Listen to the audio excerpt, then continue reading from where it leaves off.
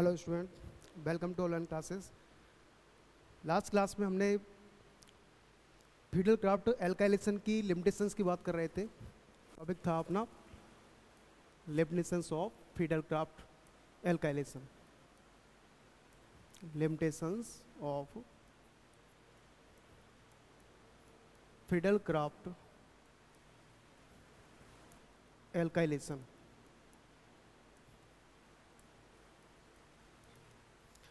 फिडलक्राफ्ट alkylation reaction की क्या क्या कमियां थी, इसमें हमने दो कमियों की स्टडी कर रही थी। इसमें फर्स्ट थी अपनी कि यदि बेंजीन का एल्काइलेशन कराते हम, बेंजीन का क्या करते हैं, एल्काइलेशन किसकी प्रेजेंस में कराते हैं, निर्जल AlCl3 की प्रेजेंस में, तो प्राप्त क्या होता है हमें, इसमें एल्किल बेंजीन का फॉर्मेशन होता है। क्या होता है, एल्किल बेंजीन का फॉर्मेशन। इसे क्या बोलते हैं अपन, इसको टोलुइन। अब CH3 ग्रुप जो इस बेंजीन रिंग से CH3 ग्रुप जो जुड़ा है, ये ग्रुप अपना कैसा है, इलेक्ट्रॉन डोनेटिंग ग्रुप है। इसका प्लस आई इफेक्ट होता है। क्या होता है इसका, प्लस आई इफेक्ट। तो CH3 ग्रुप के इलेक्ट्रॉन डोनेटिंग नेचर होने की वजह से इसकी इलेक्ट्रॉन को डोनेट करने की टेंडेंसी रहेगी। और जब CH3 ग्रुप इस रिंग को इलेक्ट्रॉन डोनेट करेगा तो इसकी ऑर्थो और पैरा पोजिशन पर क्या आएगा, नेगेटिव चार्ज आएगा। और ऑर्थो और पैरा पोजिशन पर नेगेटिव चार्ज आने की वजह से इस रिंग की रिएक्टिविटी क्या होगी, इलेक्ट्रोफाइल के प्रति क्या होगी, बढ़ जाएगी। मतलब इलेक्ट्रोफाइल इस रिंग पर आसानी से क्या होगा, अटैक कर देगा। और इलेक्ट्रोफिलिक सब्स्टिट्यूशन रिएक्शन क्या होगी, अपनी आसानी से कंप्लीट हो जाएगी। मतलब कहने के है कि CH3 ग्रुप के द्वारा इस रिंग को एक्टिवेट कर दिया गया, सक्रिय कर दिया गया। इसलिए इस ग्रुप को अपन क्या बोलते हैं, सक्रियकारी ग्रुप कहते हैं। ठीक है।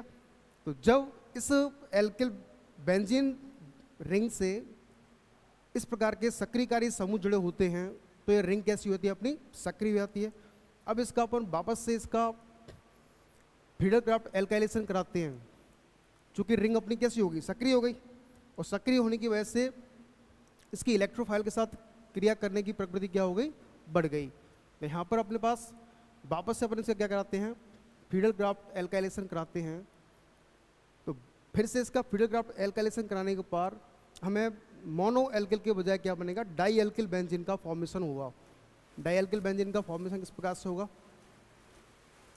अब देखिए डाई एल्किल बेंजीन के दो आइसोमर पॉसिबल हैं, या तो ऑर्थो और दूसरा पैरा।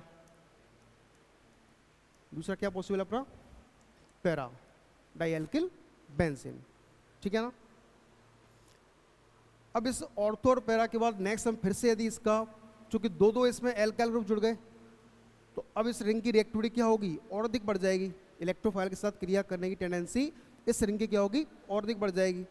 तो फिर इसका क्या कराएंगे हम, वापस से यदि इसका हम क्या करा दें, फिडलक्राफ्ट एल्किलीकरण करा दें निर्जल AlCl3 के साथ, तो फिर से क्या होगा कि साहब एक और इसका एल्काइल ग्रुप ऐड हो जाएगा, उसका और ट्राई एल्किल बेंजीन का फॉर्मेशन हो जाएगा। क्या होगा, ट्राई एल्किल बेंजीन का फॉर्मेशन। अब ट्राई एल्किल बेंजीन के लिए भी दो पॉसिबिलिटी हमारे पास हैं कि या तो ये कंपाउंड अपने पास एक ग्रुप ऑर्थो पर एक पैरा पोजीशन पर जुड़ जाए, और या फिर दोनों ही ग्रुप जो हैं अपने, तीनों जो ग्रुप हैं अपने, ये दो ग्रुप क्या हो जाए, ऑर्थो पोजीशन पर ऐड हो जाएं। ठीक है। तो ट्राई एल्किल बेंजीन का फॉर्मेशन होगा। और लास्ट इसमें फाइनली अपन फिर से इसका फिडलक्राफ्ट एल्काइलेशन करा देते हैं निर्जल AlCl3 की प्रेजेंस में। तो फाइनली आपको टेट्रा एल्किल बेंजीन का फॉर्मेशन हो जाता है। क्या मिल जाता है आपको, टेट्रा एल्किल बेंजीन का फॉर्मेशन इस प्रकार से हो जाता है। तो इसमें हमने क्या देखा था कि फिडलक्राफ्ट एल्काइलेशन जो रिएक्शन होती है वो लगातार आगे क्या होती है, कंटिन्यू होती रहती है कि नहीं। तो इसमें mono alkyl, di alkyl, tri alkyl और टेट्रा एल्किल का मिश्रण प्राप्त होता है, ना कि पर्टिकुलर एक प्रोडक्ट। रीजन कि साहब इसमें जो एल्किल बेंजीन का फॉर्मेशन हो रहा है, इसमें एल्किल ग्रुप का इलेक्ट्रॉन डोनेटिंग नेचर होने की वजह से रिंग को एक्टिवेट कर देते हैं। तो इसलिए ये जो ग्रुप है हमारे एल्किल ग्रुप, वो क्या है, सक्रियकारी ग्रुप कहलाते हैं।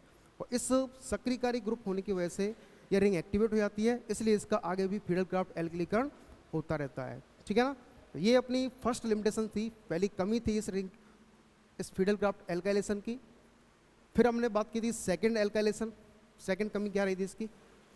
सेकंड कमी में बात की थी कि साहब इस रिएक्शन के दौरान जो इलेक्ट्रोफाइल बनता है, वो इलेक्ट्रोफाइल जो कार्बोकैटायन है वो मोर स्टेबल कार्बोकैटायन में क्या होता है, कन्वर्ट होने की टेंडेंसी रखता है। जैसे अपने पास कार्बोकैटायन का जो स्टेबिलिटी ऑर्डर है वो क्या होता है, 3 डिग्री, 2 डिग्री और 1 डिग्री। सबसे अधिक जो स्टेबल कार्बोकैटायन होता है वो कौन सा रहता है अपना, 3 डिग्री कार्बोकैटायन, उससे कम 2 डिग्री और सबसे कम 1 डिग्री कार्बोकैटायन की स्टेबिलिटी रहती है, ठीक है ना। अब जैसे हमने कोई एग्जांपल ले लिया, ऐसे प्रोपिल क्लोराइड ले लिया हमने, CH3 CH2 CH2 Cl। अब इस प्रोपिल क्लोराइड की जब हम इंटरमीडिएट बनाएंगे कार्बोकैटायन, तो दो पॉसिबल हैं, या तो 1 डिग्री कार्बोकैटायन पॉसिबल है इसका, CH3 CH2 और CH2 प्लस, ये 1 डिग्री कार्बोकैटायन, और दूसरा अपने पास पॉसिबल है इसका 2 degree carbocation, 2 degree carbocation. Stability किसकी अधिक रहेगी इसमें? अच्छा, स्टेबिलिटी को कैसे पता करेंगे अपन, कि पॉजिटिव चार्ज इस कार्बन पर कम हो जाए। यहाँ पर देखिए आपके दो एल्काइल ग्रुप इस कार्बन से जुड़े हुए हैं, तो ये 2 एल्काइल ग्रुप इस कार्बन के पॉजिटिव चार्ज को क्या कर देंगे, कम करने का प्रयास करेंगे, जिससे इसकी स्टेबिलिटी क्या होगी, बढ़ जाएगी। जबकि इस केस में अपने पास यहाँ पर केवल एथिल ग्रुप, मतलब एक ही एल्काइल ग्रुप इस कार्बन से जुड़ा हुआ है, जिससे इसके पॉजिटिव चार्ज में कमी जो होगी वो कम मात्रा में होगी। मतलब स्टेबिलिटी किसके देके रहेगी, 2 डिग्री कार्बोकैटायन की। तो इस रिएक्शन के दौरान जो इंटरमीडिएट बनती है वो स्टेबल इंटरमीडिएट में क्या होता है, कन्वर्ट होने की टेंडेंसी रखता है, जिससे जो प्रोडक्ट हमें प्राप्त करना है वो प्राप्त नहीं हो पाता। मतलब स्थायी कार्बोकैटायन के उत्पाद की बनने की टेंडेंसी क्या होगी, अधिक रहती है इसमें, ठीक है ना। तो इसमें हमने एग्जाम्पल क्या पढ़ा था कि ये अपने पास जैसे बेंजीन है, इस बेंजीन की रिएक्शन अपन करा रहे थे किससे, प्रोपिल क्लोराइड के साथ, CH3 CH2 CH2 Cl, propyl chloride.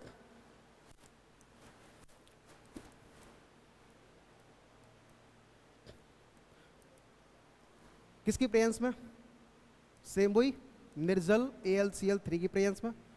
तो जब निर्जल AlCl3 की प्रेजेंस में इसका अपन एल्किलीकरण कराते हैं, तो यहाँ पर स्टेबल जो प्रोडक्ट बनेगा हमारा वो क्या बनेगा, इसमें स्टेबल प्रोडक्ट बनता है अपना CH3 CH और CH3, ठीक है ना, आइसोप्रोपिल बेंजीन।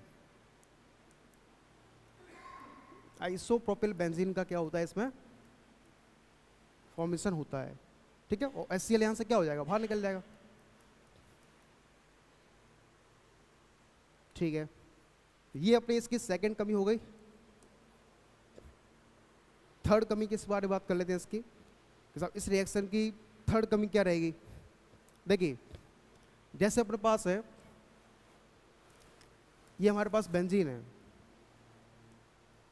अब इस बेंजीन से मैं यदि इलेक्ट्रॉन विड्रॉइंग ग्रुप जोड़ दूं, इलेक्ट्रॉन एक्सेप्टिंग ग्रुप जोड़ दूं, ऐसे नाइट्रोबेंजीन में ऐड कर दिया इससे।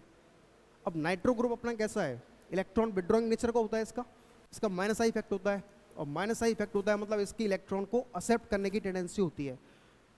तो ये रिंग से क्या करेगा, बेंजीन रिंग से इलेक्ट्रॉन को एक्सेप्ट करेगा, और बेंजीन रिंग से इलेक्ट्रॉन एक्सेप्ट करेगा तो इसकी ऑर्थो और पैरा पोजिशन पर क्या आ जाएगा, पार्सली पॉजिटिव चार्ज आएगा। अब रिंग पर यदि, तो रिंग अपनी कैसी होगी, इलेक्ट्रॉन डेफिशिएंट हो गई, इलेक्ट्रॉन न्यून, और इसकी ऑर्थो और पैरा पोजिशन पर पार्सली पॉजिटिव चार्ज आने की वजह से इस रिंग की इलेक्ट्रोफाइल के प्रति क्रियाशीलता क्या हो जाएगी, कम हो जाएगी, है कि नहीं। और जब रिएक्टिविटी कम हो जाएगी मतलब ये रिंग इस ग्रुप के द्वारा डीएक्टिवेट कर दी गई, निष्क्रिय कर दी गई, इसलिए इस प्रकार के ग्रुप को अपन क्या बोल देंगे, निष्क्रियकारी समूह बोलेंगे, ठीक है ना। जब निष्क्रियकारी समूह इस प्रकार की रिंग से जुड़े हुए हैं तो वो एरोमेटिक इलेक्ट्रोफिलिक सब्स्टिट्यूशन रिएक्शन क्या होंगे, वो नहीं देते हैं, ठीक है ना। तो इस पॉइंट को लिखते हैं अपन, लिखिए इसके बारे में, लिखें नाइट्रोबेंजीन जैसे यौगिक, नाइट्रोबेंजीन जैसे यौगिक यह अभिक्रिया नहीं देते हैं क्योंकि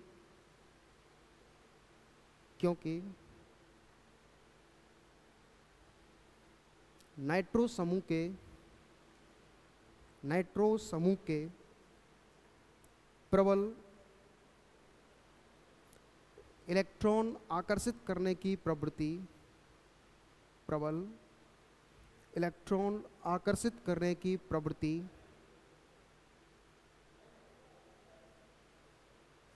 के कारण वलय अत्यधिक इलेक्ट्रॉन न्यून हो जाती है।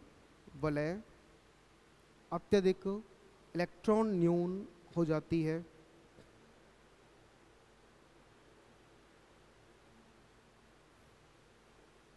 तथा इस प्रकार वलय के निष्क्रिय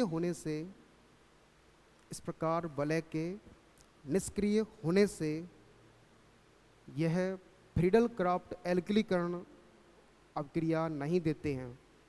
निष्क्रिय होने से यह फ्रीडल क्राफ्ट एल्किलीकरण अभिक्रिया नहीं देते हैं। ठीक है, तो इस प्रकार से अपनी फ्रीडल क्राफ्ट एल्काइलेशन या एल्किलीकरण की कमियां पूरी होती हैं। नेक्स्ट अपनी नई रिएक्शन है फ्रीडल क्राफ्ट एसिलीकरण। नेक्स्ट रिएक्शन क्या अपनी फ्रीडल क्राफ्ट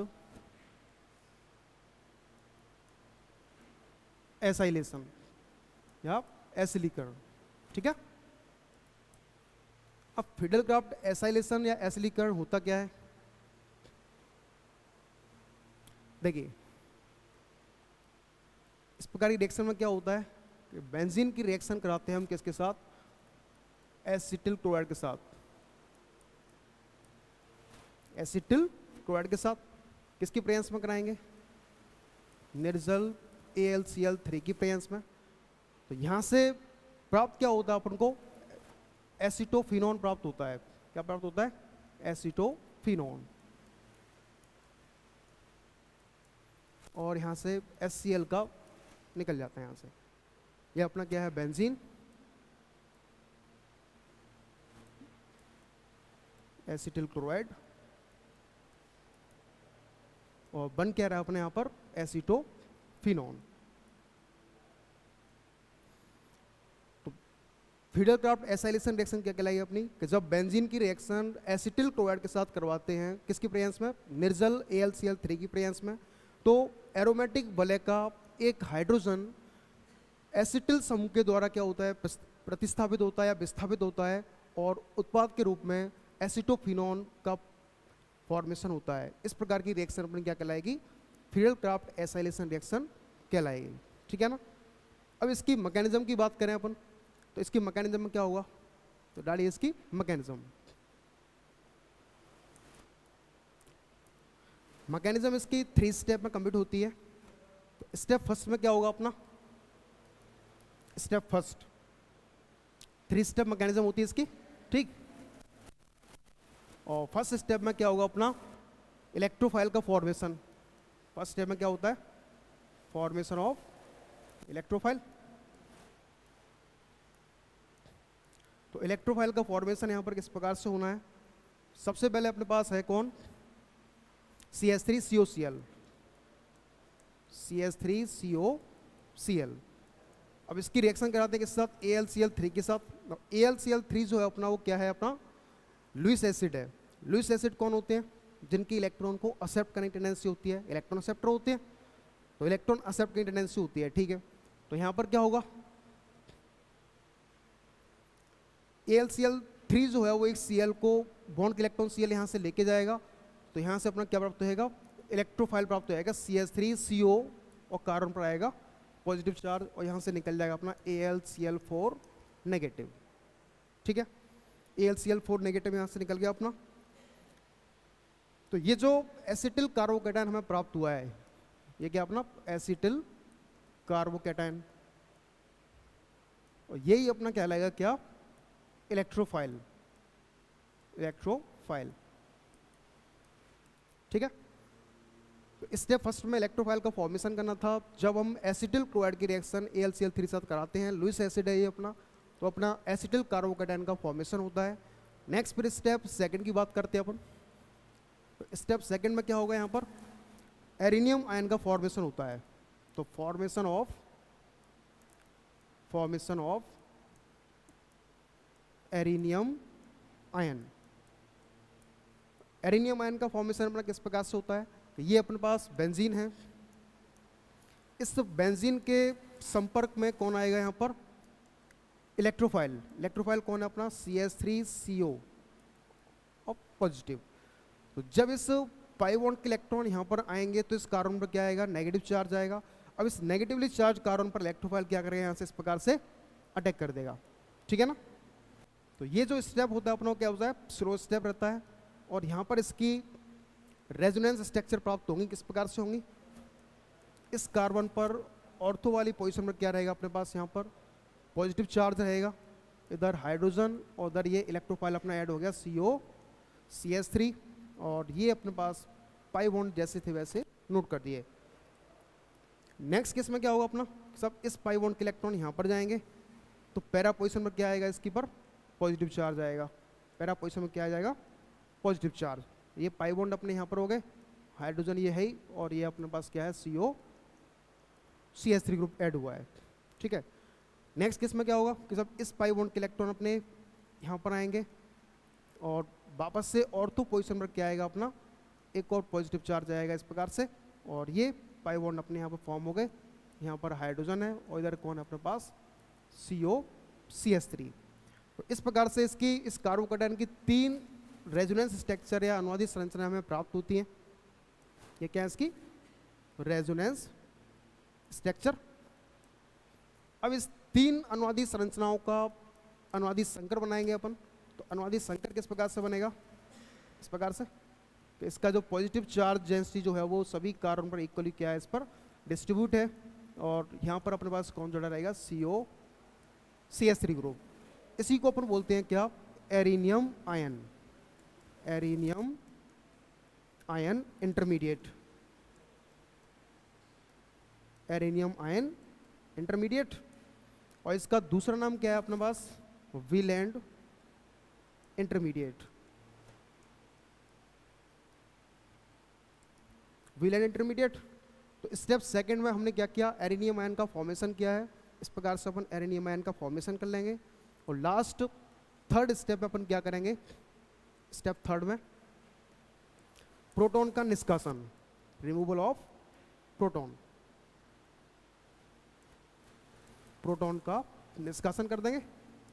अब किस प्रकार से करेंगे प्रोटॉन का निष्कासन, कि ये जो अपनी थर्ड वाली रेजोनेंस स्ट्रक्चर जो आई है इसको अपन उठाते हैं यहाँ से,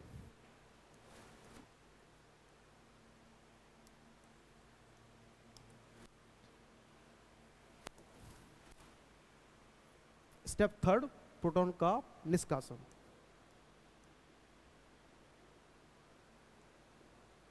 इस पोजीशन पर पॉजिटिव चार्ज है, ये अपने पास CO CH3 और यहाँ अपने पास हाइड्रोजन है, और ये पाई बॉन्ड पहले से प्रेजेंट है।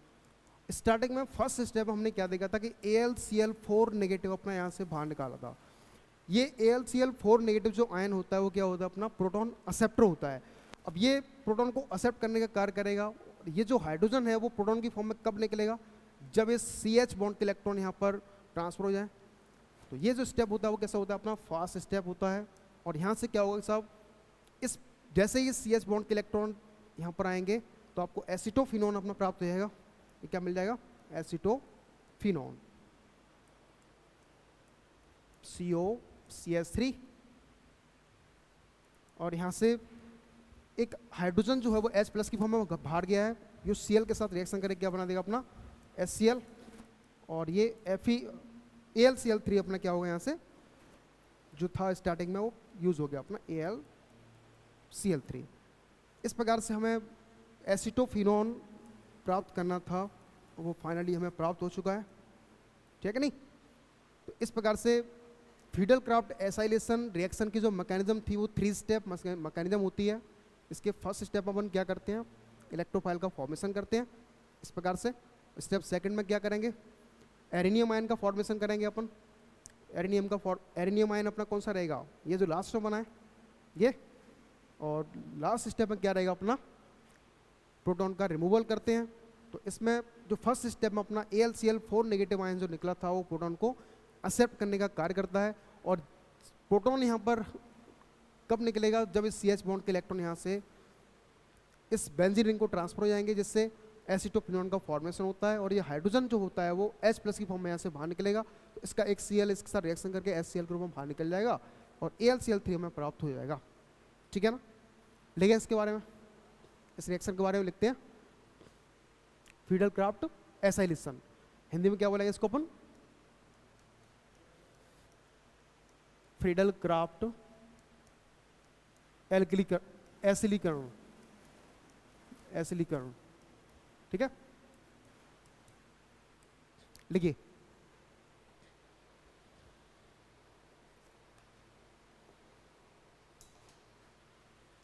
ठीक है। बेंजीन की अपक्रिया निर्जल AlCl3 की उपस्थिति में, निर्जल AlCl3 की उपस्थिति में एसिटिल क्लोराइड के साथ, एसिटिल क्लोराइड के साथ करवाने से एरोमेटिक वलय का हाइड्रोजन, करवाने से एरोमेटिक वलय का हाइड्रोजन एसिटिल समूह के द्वारा प्रतिस्थापित होता है, एसिटिल समूह के द्वारा प्रतिस्थापित होता है, जिससे जिससे एरोमेटिक कीटोन एसिटोफिनोन का निर्माण होता है, का निर्माण होता है। यह अवक्रिया फ्रीडल क्राफ्ट एल्किलीकरण कहलाती है। यह अवक्रिया फ्रीडल क्राफ्ट एसिलीकरण कहलाती है।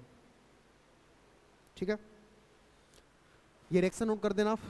बेंजीन है, इसकी रिएक्शन करा रहे हैं एसिटिल क्लोराइड के साथ, तो इस एसिटिल ग्रुप के द्वारा बेंजीन के हाइड्रोजन को सब्स्टिट्यूट कर दिया जाता है और एसिटोफिनोन प्रोडक्ट के रूप में हमें प्राप्त होता है। इस रिएक्शन को आप नोट करिए।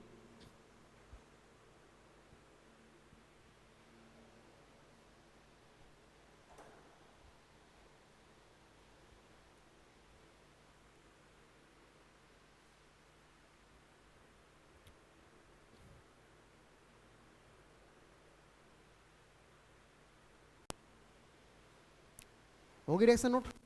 अब इसके मैकेनिज्म की बात कर लेते हैं अपन। डालिए हेडिंग मैकेनिज्म, क्रियाविधि लिखिए। इसमें क्रियाविधि में लिखना, यह अवक्रिया 3 पदों में संपन्न होती है। यह अवक्रिया 3 पदों में संपन्न होती है। अब लिखिए सेम जैसा हमने नाइट्रेशन में पढ़ा था, सल्फोनेशन भी पढ़ लिया, हेलोजिनेशन पढ़ लिया, फ्रीडल क्राफ्ट एल्काइलेशन हो गया अपना, और एसाइलेशन में पढ़ रहे हैं। तो इन सभी इलेक्ट्रोफिलिक सब्स्टिट्यूशन रिएक्शन की जो मैकेनिज्म होती है वो सेम प्रकार की है, मतलब 3 स्टेप प्रोसीजर होता है इसका। स्टेप फर्स्ट में इलेक्ट्रोफाइल का फॉर्मेशन, सेकंड स्टेप में एरेनियम आयन का फॉर्मेशन, और स्टेप थर्ड में क्या होता है अपना प्रोटॉन का रिमूवल होता है या प्रोटॉन का निष्कासन होता है। तो सेम लिखिए आप। Step first formation of electrophile, तो इलेक्ट्रोफाइल का इलेक्ट्रॉन स्नेही का निर्माण, इसमें लिख सकते हैं अपन इलेक्ट्रॉन स्नेही का निर्माण। ठीक है,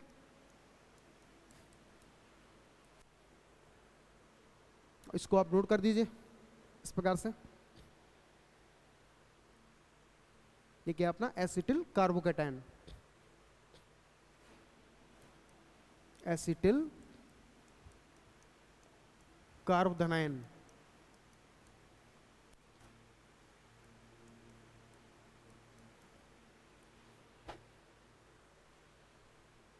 एसिटिल कार्बोधनायन। यही क्या अपना इलेक्ट्रोफाइल या इलेक्ट्रॉन स्नेही है, इसी को बोलते हैं अपन इलेक्ट्रॉन स्नेही।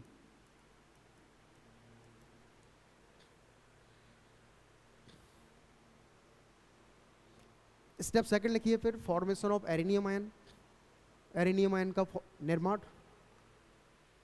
किस प्रकार से होता है कि जब बेंजीन के संपर्क में इलेक्ट्रोफाइल आता है तो इस बेंजीन के पाई बॉन्ड के इलेक्ट्रॉन यहाँ जाएंगे, तो इस कार्बन पर नेगेटिव चार्ज आएगा।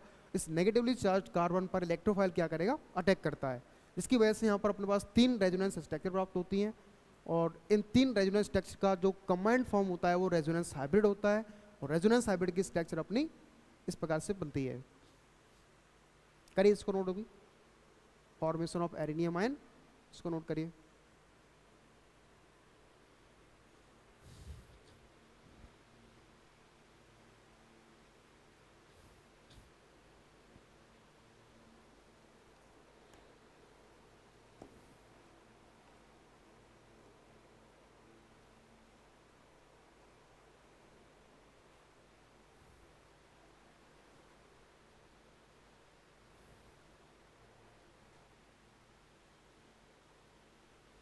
और लास्ट स्टेप है अपना रिमूवल ऑफ प्रोटॉन, मतलब प्रोटॉन का निष्कासन। तो लास्ट स्टेप को भी नोट कर लीजिए, step third removal of proton, इसका ब्रैकेट में लिख देना प्रोटॉन का निष्कासन, प्रोटॉन का निष्कासन।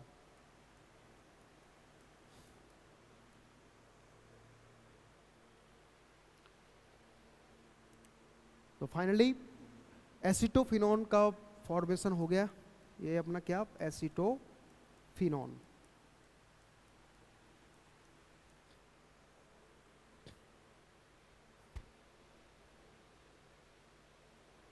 तो फीडल क्राफ्ट एसाइलेशन रिएक्शन अपनी कंप्लीट है विद मैकेनिज्म। इसके बाद अगली रिएक्शन अपन पढ़ रहे हैं मर्क्यूरेशन या मर्क्यूरीकरण। डालिए हेडिंग मर्क्यूरीकरण।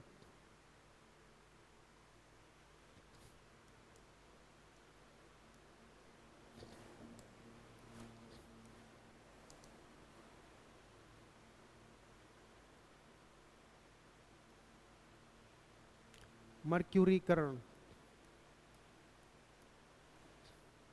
मर्क्यूरिएशन, मर्क्यूरेशन।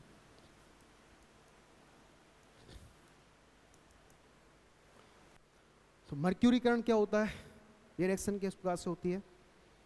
देखिए इस रिएक्शन में क्या होता है अपन कि जब बेंजीन की रिएक्शन, ये अपना बेंजीन है,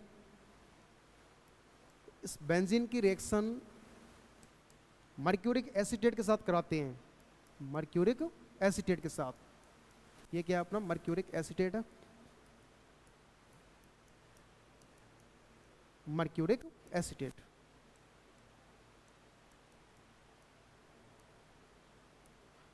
तो जब बेंजीन की रिएक्शन मर्क्यूरिक एसीटेट के साथ करवाते हैं तो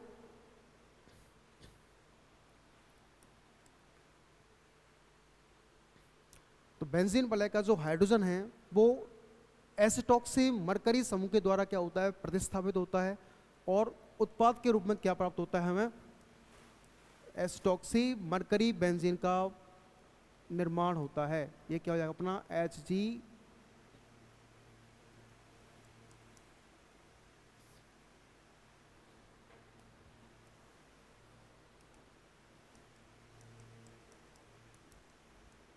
ये बन गया अपना, और यहाँ से CH3COOH अपना बाहर निकल जाता है। इसे बोलते हैं अपन एसिटॉक्सी मरकरी बेंजीन।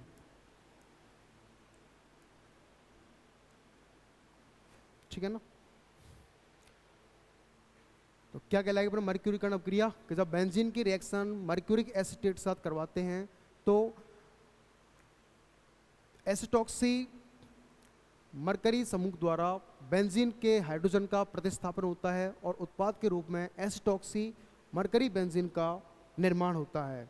इस प्रकार की अपक्रिया को अपन क्या बोलते हैं, मर्क्यूरीकरण कहते हैं। ठीक है ना। लिखिए इसके बारे में,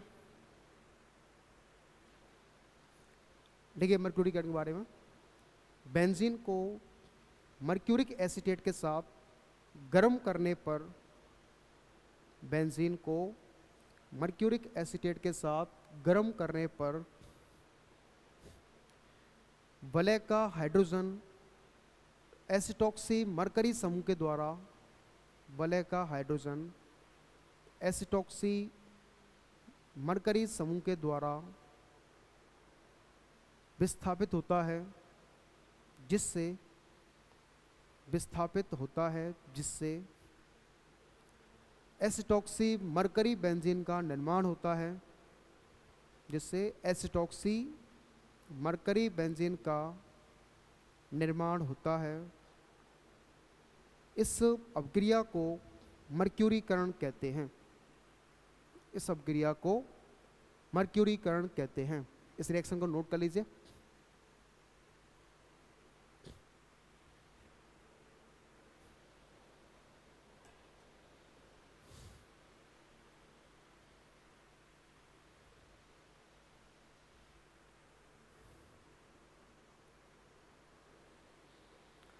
केमिकल रिएक्शंस अपन पढ़ रहे थे एरोमेटिक कंपाउंडों के अंदर, जिनमें से केवल लास्ट रिएक्शन अपनी अब बची हुई है जो नेक्स्ट क्लास में अपनी पूरी हो जाएगी, ठीक है ना। आज के लिए इतना ही, बाकी नेक्स्ट क्लास में से आगे की बात करते हैं अपन, ठीक है। थैंक यू, कर दो सब डन।